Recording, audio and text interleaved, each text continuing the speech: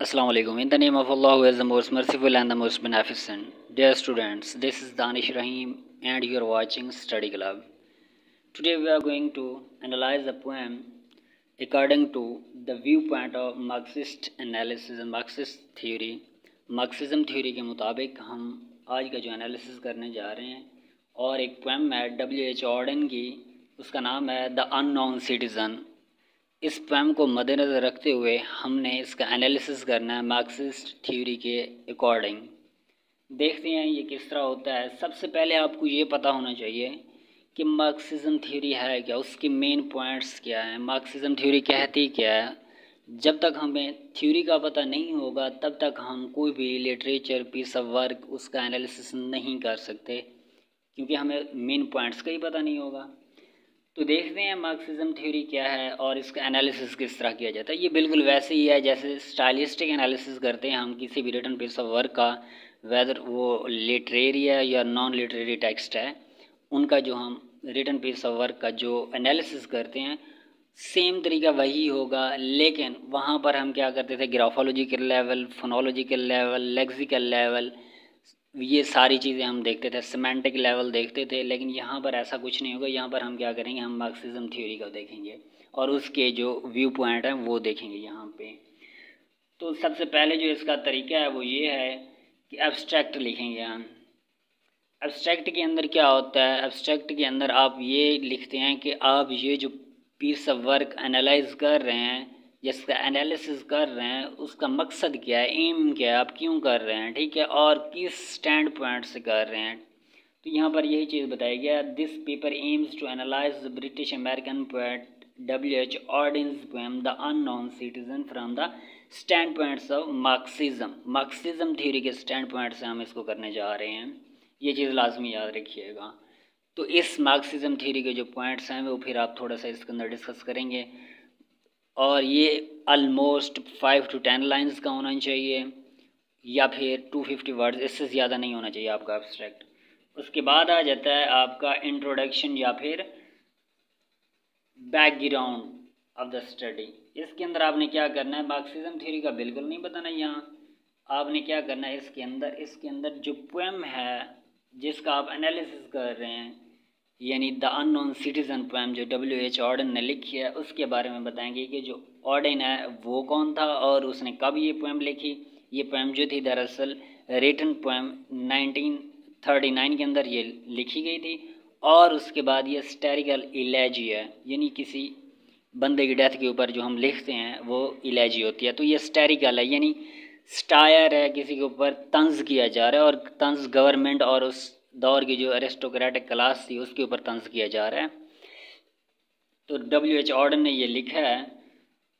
तो इसके अंदर हमने क्या करना है, अब मार्क्सिस्ट एनालिसिस करना है उस थ्योरी को, मार्क्सिज्म थ्योरी जो कार्ल मार्क्स ने दी है हमें, उसको मद्देनज़र रखते हुए हमने क्या करना है, इसका एनालिसिस करना है। तो इसके अंदर आपने क्या करना है, आपने जस्ट पोएट और पोएम का इंट्रोडक्शन देना है यहाँ पे, बाकी थ्योरी को यहाँ पर बिल्कुल भी डिस्कस नहीं करना आपने। आगे चलते हैं, क्या करना है इसका, आगे आ जाता है प्रॉब्लम स्टेटमेंट। स्टेटमेंट जो है उसके अंदर प्रॉब्लम क्या आ रहा है। This poem deals with the impassive attitude of society towards humanity and social norms and values. जो मार्क्सिज्म थ्योरी है दरअसल उसके अंदर यही चीज़ें हैं कि कैपिटलिज्म है, सोशलिज्म है या फिर कम्युनिज्म है। तो वो तीनों स्टैंड पॉइंट से यहाँ पर देखेगा। वो कहता है यहाँ पर जो ये पोएम है यहाँ पर भी वही एटीट्यूड दिखाया गया सोसाइटी का कि लोगों के साथ किस तरह का रवैया रखा जाता है, किस तरह के नॉर्म्स थे, वैल्यूज़ दी जाती थी, यानी हाई क्लास को इज़्ज़त दी जाती थी, जो लोअर क्लास थी, मिडिल क्लास थी, उनको इज़्ज़त नहीं दी जाती थी। तो ये सारी चीज़ें जहाँ पर देखेंगे हम। कहता है this poem conveys a deep message that society can not call society when there is no existence of humanity. अगर सोसाइटी तब सोसाइटी नहीं कहलाती जब उसके अंदर इंसानियत ही ना हो। तो यहाँ पर ये प्रॉब्लम है कि पोएम के अंदर ये वाला प्रॉब्लम एक जो राइटर है उसने देखा कि वाकई किसी बंदे के साथ ऐसा हुआ है और उसने वैसे लिखा है। तो ये एक प्रॉब्लम था उसकी पोएम के अंदर जो उसने उसको रेज़ किया, यानी एक मसला था जिसको रेज़ किया उसने और एक सटायर लिखी। अब हमने क्या करना है, हमारा रिसर्च ऑब्जेक्टिव क्या है, जो हम रिसर्च करने जा रहे हैं वो ऑब्जेक्टिव क्या है वो भी आप लिखेंगे यहाँ पे। This research paper aims to analyse the poem from the perspective of Marxist theory. तो हमने क्या करना है, हमारा जो ये एनालिसिस है वो मार्क्सिस्ट थ्योरी के मुताबिक है।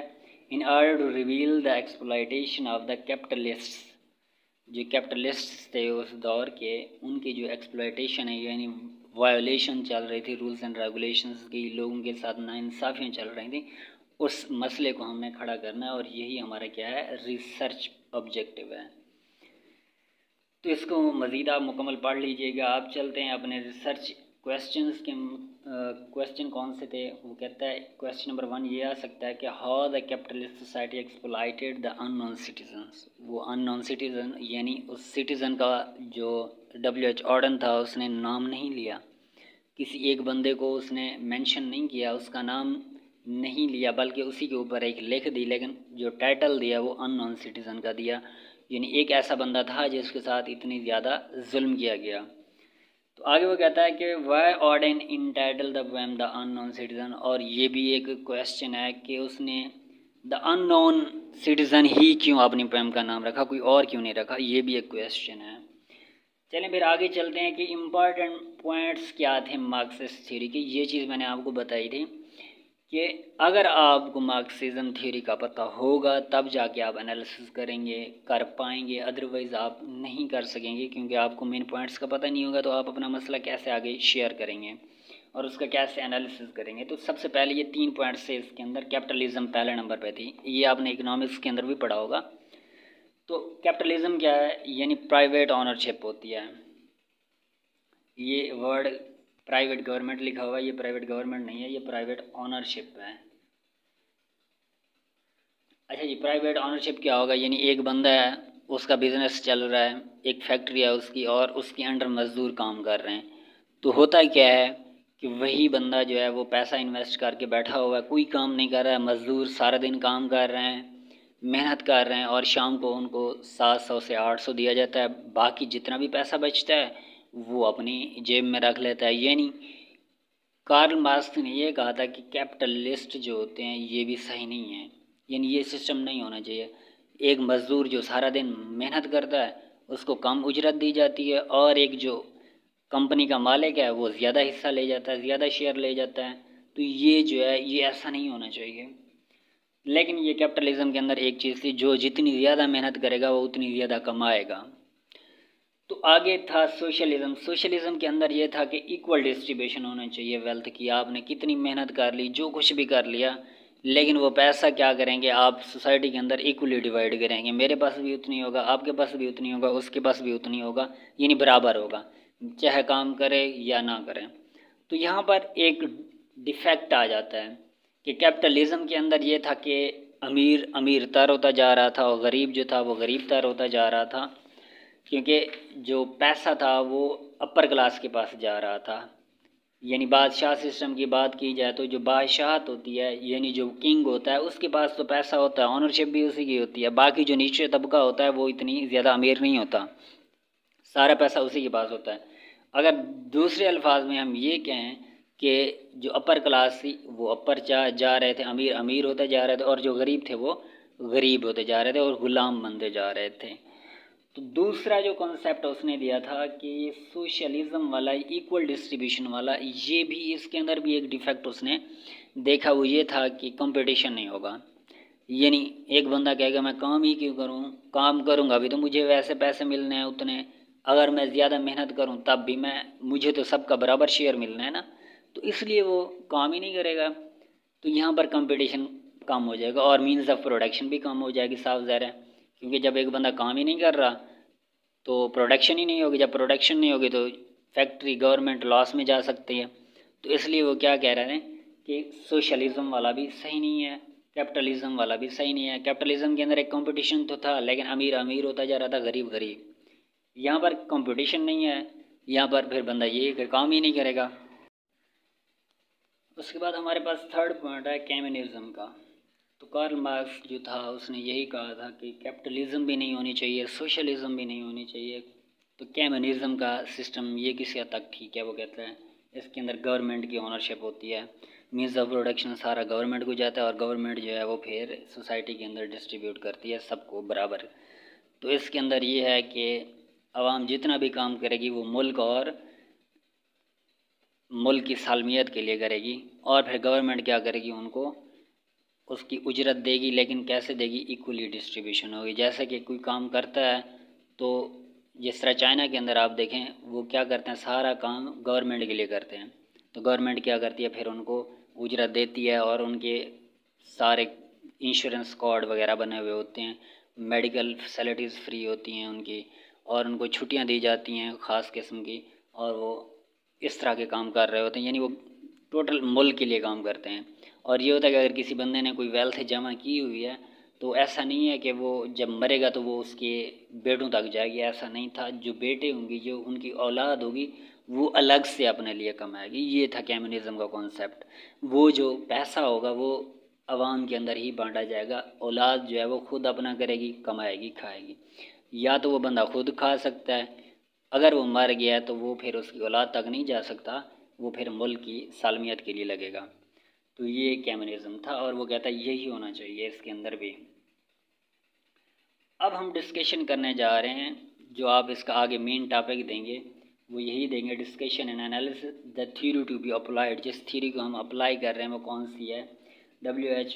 Auden was one of the most prominent British American poets of second generation poetry of modernism. Most of his poetry deal with the social, economical, political and cultural values of the society. ये उसकी poetry का theme था, social, economical, political and cultural.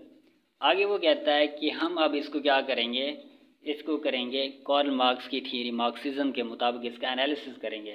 The unknown citizen from the lenses of Karl Marx philosophy and the latter philosopher of the Marxist literary schools of criticism. और उसके बाद जितने भी है उन्होंने मार्क्सिज्म के ऊपर जितने भी उन्होंने अपने क्रिटिक्स ने अपने क्रिटिसिज्म किए उनको भी हम यहाँ पर देखेंगे। आगे वो कहता है the poem title is something which gives us the concept foreshadowing, like revealing the very attitude of the capitalist regime and bureaus of the state towards the human figure of the society। अब इसके अंदर क्या है, इसके अंदर ये भी है कि द अननोन सिटीजन जो है पोएम, इसको भी आप पढ़ेंगे, इसका थीम देखेंगे। तो यहाँ पर वो यही कहता है कि एक बंदा जो है वो मेहनत करता है, बहुत मेहनत कर रहा है, मज़दूर किस्म का फैक्ट्री के अंदर काम कर रहा है, और फिर उसको उजरत जो है वो भी कम दी जा रही है, लेकिन वो ऐसा ईमानदार आदमी है, वो सिवाय वार के कभी भी उसने छुट्टी नहीं की, हमेशा वो फैक्ट्री के अंदर आया, काम करता रहा, और मुख्तलिफ़ ज़राए से भी कहता है हमने पता किया है कि उसको कोई शिकायत नहीं थी अपने काम से। ब्यूरो ने उसकी जो स्टेटमेंट दी, रिपोर्ट दी, वो भी सही दी। बाकी जितने इंश्योरेंस पॉलिसीज़ चल रही थी, हेल्थ इंश्योरेंस चल रही थी, वो भी सही चल रही थी। वहाँ पर वो बहुत कम जाता था, हेल्दी था, काम करता था। और उसके बाद वो कहता है सोशल साइकोलॉजिकल वर्कर्स जो होते हैं वो भी, उनका जो साइकोलॉजिस्ट जो होते हैं वो दरअसल क्या करते हैं, ऑब्ज़र्व करते हैं लोगों को कि वो कैसे, उनका रहन सहन, चाल चलन कैसे है डेली लाइफ में। तो वो भी यही कहते थे कि ये जो है अच्छे से काम कर रहे हैं। अब ये सारा क्या है, ये अननोन सिटीज़न की बात करें तो उसके अंदर क्या है कि वो डेली न्यूज़पेपर भी पढ़ता है, लेकिन उसको एडवर्टाइजमेंट या किसी भी गवर्नमेंट के अंदर वो क्या है, दिलचस्पी नहीं है, वो अपने काम से ही काम करता है। तो आखिर में वो ये कहना चाहता है कि ये बंदा इवन अपने बच्चों को स्कूल भेजता है, वहाँ भी टीचर्स को भी कुछ नहीं कहता कि आप क्यों ऐसा कर रहे हैं, या आप मेरे बच्चों को ऐसा ऐसा पढ़ाएं, ऐसा ना पढ़ाएं, मारें ना मारें, वो कुछ भी नहीं कहता। तो कहने का मतलब ये है कि वहाँ पर हमने क्या कर दिया कि वैल्यूज़ कैसे दिए हैं आदमी को। यहाँ पर वैल्यू की बात कीजिए कैपिटलिस्ट सोसाइटी की। अब यहाँ पर एक चीज़ तो आपके जहन में आएगी, ज़रा इसको हम पढ़ते हैं, आपको समझ आ जाएगा कि ये जो लाइंस हैं, for in everything he did he serve the greater community. उसने हमेशा क्या किया, ग्रेटर कम्युनिटी यानी अपने देश को उसने क्या किया, हमेशा फ़ायदा दिया है। Except for the war till the day he retired. जब तक वो रिटायर्ड नहीं हुआ, सिर्फ सिवाय वार के वो कभी भी फैक्ट्री से छुट्टी नहीं की उसने, हमेशा काम करता रहा।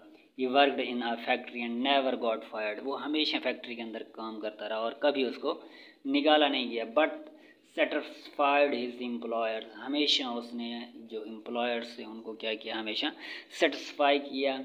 फज मोटर्स इनकॉर्पोरेशन, ये फैक्ट्री का नाम था, उसके अंदर ये काम करता था। ये सारा कुछ उसने बताया। W.H. ऑर्डन की एक वही पोएम जो है द अननोन सिटीज़न, उसका एक स्टेंजा लिया गया है। तो अब यहाँ पर एक चीज़ है कि उसके ऊपर, मज़दूर के ऊपर इतनी जुल्म किया गया कि काम लिया गया उसने, उसको छुट्टियाँ नहीं दी गई, और फिर हमने ये उसका एक जहन बना दिया था कि आप काम करेंगे तो आपको उजरत मिलेगी, और एक गुलामाना सोच उसके अंदर हमने डाल दी थी। तो उसी गुलामाना सोच के तहत ये चल रहा था। तो यहाँ पर वही चीज़ आपको बताएगा, देखते हैं ज़रा आगे भी कि as the above line portrays the very Marxist theories, ideas that how our social and our large group mold the consciousness of the working class। Working class जो होती है, जो पुअर क्लास होती है, जो काम कर रहे होते हैं, हम उनका दिमाग कैसे चेंज कर देते हैं। यानी वो एहसास कमतरी का शिकार इस तरह हो जाते हैं कि वो खुद को समझते ही गुलाम हैं। हालांकि मेहनत करने वाला जो है वो सबसे अच्छा होना चाहिए, लेकिन हम क्या करते हैं, जो काम नहीं करता ऊपर बैठा हुआ है वो, उसको हम रेस्पेक्ट देते हैं। जो वर्किंग क्लास है उसको हम गुलाम समझते हैं। ये हमने क्या कर दिया, ये डिवीज़न हमने खुद से कर दिया है। तो कहता है यही डिवीज़न जो है ये हम क्या करते हैं, ये मोल्ड कर देती है हमारी सोसाइटी, हमारी कॉन्शियसनेस। ठीक है, आगे कहता है एज चार्ल्स एज ब्रेसलर, ये Bressler argued by mentioning that main concept of Marxism he scribed that according to Marxist theory society shapes our consciousness. ये चीज़ बिल्कुल ज़बरदस्त उसने कही है कि सोसाइटी जो है हमारी कॉन्शियसनेस, हमारे शऊर, हमारी आगाही, हमारी जानकारी को तब्दील कर देती है। यानी एक बच्चा जब पैदा होता है, अमीर का बच्चा होता है, तो हम उसके अंदर इतनी एबिलिटीज़ वो करते हैं कि वो ख़ुद को ऐसे लगता है कि वाकई वो अमीर का बेटा है, वो बादशाह है, वो प्रिंस है। लेकिन एक गरीब के घर जो बच्चा पैदा होता है उसको सिखाया जाता है कि आपने फ़लाँ बंदे से ऐसे ट्रीट करना है, फ़लाँ बंदे से ऐसे ट्रीट करना है, ये आपसे बड़ा है और ये बंदा जो है ये अमीर है, इसके आगे आपने कभी भी कोई आवाज़ उठा के बात नहीं करनी। तो हमने उसको स्टार्ट से ही ग़ुलामी सिखा दी है। तो ये क्या है, ये हमारी सोसाइटी है जो हमें इस तरह का शऊर दे रही है। वरना अल्लाह ताला जो पैदा करता है सबको इक्वली ट्रीट करना चाहिए ना। तो अल्लाह ताला जो पैदा करता है वो इंसान जो होता है वो सब इक्वल होते हैं, लेकिन जो डिवीज़न होती है वो हम खुद करते हैं।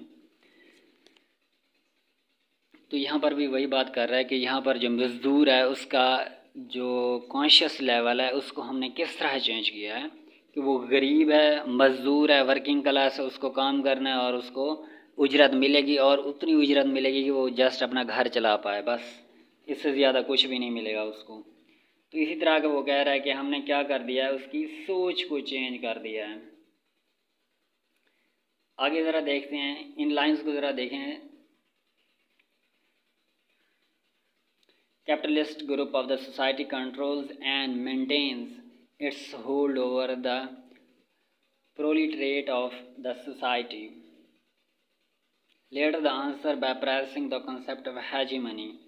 अब ये hegemony क्या होता है? hegemony वो होता है कि रूल बाय कंसेंट, कि हम अपने बंदों को ऐसा बना देते हैं, उनका दिमाग ऐसा चेंज कर देते हैं कि हम खुद ही ग़ुलाम बन जाते हैं। यानी किसी बंदे को हम ले गए कि आपने अगर हमारे घर काम करना है, तो वो ऐसा लगता है हम जैसे अपना कोई ग़ुलाम ख़रीद के आ रहे हैं, और वो भी ऐसा कि यार मैंने इससे पैसे लेने हैं तो मैं इसका ग़ुलाम ही हूँ, सारा दिन ये मुझसे काम ही कराएगा।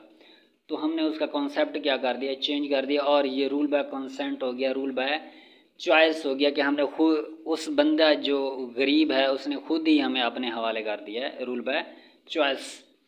आगे है literary criticism and introduction to the literary theory and practice that hegemony is the assumptions, values and meanings that shapes the meaning and define reality of the majority of people in a given culture। Culture के अंदर हमने उसको किस तरह adopt किया है, ये बाकी चीज़ें आप पढ़ सकते हैं। मेन चीज़ जो है हमारा एनालिसिस था, वो एनालिसिस किस तरह किया कि कैपिटलिस्ट सोसाइटी थी जिसको उसने वहाँ पर हमें बताया कि कैसे कैसे डील किया गया एक बंदे के साथ जो फैक्ट्री का मुलाजिम था एक।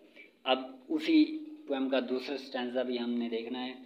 ही was fully sensible to the advantage of the instalment plan, यानी यहाँ पर उसके इंस्टॉलमेंट प्लान यानी उसके जो वक्त की पाबंदी थी, एक ऑनेस्टी थी, जो साफ दिली थी उसकी, यहाँ पर वो हमने बयान किया कि वो साफ दिल था, वो जो काम उसको बताया था वो टाइम पे कर देता था।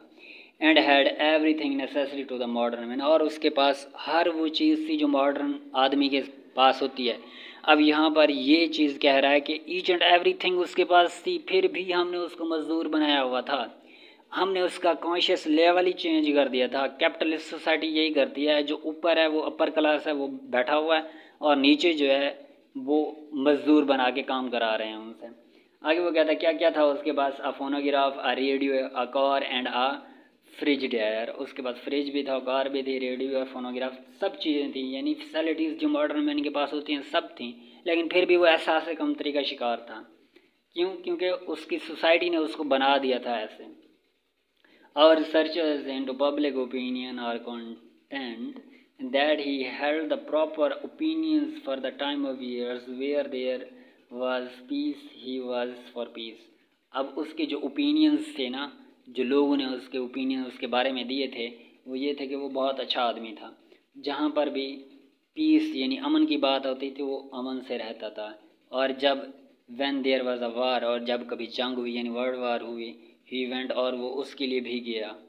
ही was married and added 5 children to the population, और वो उसकी शादी भी होगी और उसके 5 बच्चे थे जो उसने आबादी के अंदर, पॉपुलेशन के अंदर क्या किया, इजाफा किया। Which our evenest says was the right number for a parent of his generation. अब यहाँ पर उस दौर के मुताबिक ये था कि जो जिसके 5 बच्चे होते हैं वो एक अच्छी जनरेशन है, एक अच्छी फैमिली है, तो ये उसने उस रूल को भी फॉलो किया। यहाँ पर एक और चीज़ भी आ जाती है रूल्स की, कि जो अपर क्लास होती है वो रूल्स वायोलेट करती है, उनके लिए रूल्स एंड रेगुलेशंस नहीं होते, और जो लोअर क्लास होती है वो रूल्स एंड रेगुलेशंस को फॉलो कर रही होती है, अगर वो वायोलेट करती है तो उनको जेल किया जाता है। तो ये चीज़ भी यहाँ पर बताई जा रही है, यानी इनजस्टिस भी थी उस दौर के अंदर। अब आगे क्या कहता है, and our teachers report that he never interfered with their education. अब यहाँ पर हमारे टीचर्स की रिपोर्ट भी यही कहती है कि उसने एजुकेशन जो उसके बच्चे पढ़ रहे थे उनकी एजुकेशन में भी कभी इंटरफेयर नहीं किया। Was he free, was he happy, क्या वो फ्री था, आज़ाद था, या वो खुश था इस तरह करने से, या फिर उसको ज़बरदस्ती ऐसे किया गया था। द क्वेश्चन इज़ अब्सर्ड, ये जो सवाल है ये अभी भी मबहम है। हैड एनीथिंग बीन रॉन्ग, क्या उसके साथ कोई भी गलत हुआ, we should certainly have heard, और हमने कभी ऐसा नहीं सुना कि उसने कोई शिकायत की हो। यानी गुलामाना सोच थी, वो गुलामी की ज़िंदगी गुजार रहा था और वो उसी में ही खुश था। तो यहाँ पर यही चीज़ है, कैपिटलिस्ट सोसाइटी के बारे में बता रहा है कि हमने उनको ऐसे एहसास कमतरी का शिकार कर दिया है कि हमने उसको खुद ही हवाले कर दिया है हेजेमनी, यानी रूल बाय कंसेंट, हमारे ऊपर खुद ही रूल करो, हम आपके ग़ुलाम हैं, काम कर रहे हैं, आप हमें उजरत देते जाओ और हम आपके ग़ुलाम हैं। तो ये चीज़ उस दौर के अंदर थी, और ये मार्क्सिस्ट थ्योरी जो है यही बताती है कि कैपिटलिज़म थी, सोशलिज़म थी और कम्युनिज़म, इन तीनों को पर्सपेक्टिव से हम देख रहे हैं। ये आगे वो कहता है कि इंटरपलेशन क्या होता है, इसको ज़रा देखते हैं कि is the ideologies power to give individuals identity by the structure and prevailing forces of societies, यानी जो फोर्सेस ऑफ सोसाइटीज़ जो अपर क्लास है, जो अमीर तबका है, वो क्या करता है, वो इंडिविजुअल को एक आइडियोलॉजी दे देता है कि जो गरीब है आपने हमारे आगे हाथ उठा के नहीं बात करना, आवाज़ कम करके बात करनी है, ये हमने बना दिए रूल्स। और अगर हम अमीर के आगे आवाज़ उठा के बोलते हैं तो हमें पेनल्टी दी जाती है, मारा जाता है, सज़ा दी जाती है। तो इसलिए ये जो रूल्स एंड रेगुलेशन हमारी सोसाइटी बना देती है और अपर क्लास जो बना देती है, दरअसल ये क्या होता है, इंटरपलेशन होता है। आगे आ जाते हैं, इसका लास्ट में हमने कंक्लूजन लिखना है। तो कंक्लूजन के अंदर क्या हुआ, conclusively the poem is analyzed from the perspective of Marxism by the researcher. The poem being approached from the standpoints of Marxism philosophy is highlighting all the ideas which Auden employed in the poem. Auden ने जो भी poems के अंदर जितने भी ideas दिए वो सारे मार्क्सिज्म के ऊपर अप्लाई हो गए हैं और टोटली अप्लाई होते हैं. The gathered qualitative data about the primary sources clearly presenting the satirical attitude of Auden towards the capitalist and hegemonic regime and bureaus. तो यहाँ पर वो कहता है कि जो स्टायर उसने लिखी है वो टोटली उस दौर के जो कैपिटलिस्ट और हेजेमोनिक सोसाइटी थी उसके ऊपर क्या है, बिल्कुल मन व अन बिल्कुल सीधा उतर रहा है. आगे वो कहता है कि the poems both lateral and hidden meaning are vividly presenting through the data collected by the researched from the various sources close reading and searching. तो लास्ट में यही कह रहा है कि जो डाटा कलेक्ट किया गया है वो बिल्कुल मार्क्सिज्म थ्योरी के मुताबिक है और इसके हिडन और यानी जो इसके लिटरल मीनिंग है या फिर इसके कॉनोटेटिव मीनिंग है, दोनों मीनिंग हमें इक्वली यहाँ पर मिल रहे हैं और हम उसका एनालिसिस करके हमें पता चल गया कि यहाँ पर जो मार्क्सिज्म थ्योरी है उसके अंदर कैपिटलिज्म ज़्यादा थी. जो उसके अंदर बताया गया कि कैपिटलिस्ट जो थे सोसाइटी वो कैसे लोगों के ऊपर जुल्म कर रहे थे, सोशलिज़म होनी चाहिए थी या फिर कम्युनिज़म होनी चाहिए थी. तो ये सारी चीज़ें इसके अंदर बयान की गई हैं. आज का हमारा जो एनालिसिस था वो यहाँ पर एंड होता है. तो आपने क्या करना है, एक मरतबा फिर से मैं बता देता हूँ आपको. एब्स्ट्रैक्ट लिखना है. एब्स्ट्रैक्ट के बाद आपने क्या लिखना है, एब्स्ट्रैक्ट के बाद आपने इंट्रोडक्शन देना है किसका, पोएट और पोएम का. यहाँ पर मार्क्सिज्म थ्योरी का आपने बिल्कुल नहीं बताना. उसके बाद आपने क्या करना है, उसके बाद आपने करना है कि प्रॉब्लम स्टेटमेंट क्या है. यहाँ पर इस पोएम के अंदर जो स्टेटमेंट प्रॉब्लमेटिक स्टेटमेंट है वो है क्या. उसके बाद आपने रिसर्च ऑब्जेक्टिव्स के बारे में बात करना है, जो चीज़ आप रिसर्च करने जा रहे हैं. उसके बाद important point of Marxism theory के बारे में बताएंगे, जो इम्पॉर्टेंट पॉइंट हैं. उसके बाद आपने थ्योरी टू बी अप्लाइड, जो थ्योरी आप अप्लाई कर रहे हैं फिर उसके बारे में और जो स्टेंसेस हैं वो लिखते जाएंगे और फिर उनको ऐसे एक्सप्लेन करते जाएंगे. इसी तरह आप फेमिनिज़म थ्योरी उठा लें, उसके भी ऐसे ही आपने करना है, इंपॉर्टेंट पॉइंट्स भी लिखने हैं, फिर ऐसे डिस्कशन करनी है. तो आज का हमारा टॉपिक इतना ही था. नेक्स्ट वीडियो में मिलते हैं. Thank you so much. अल्लाह हाफिज़.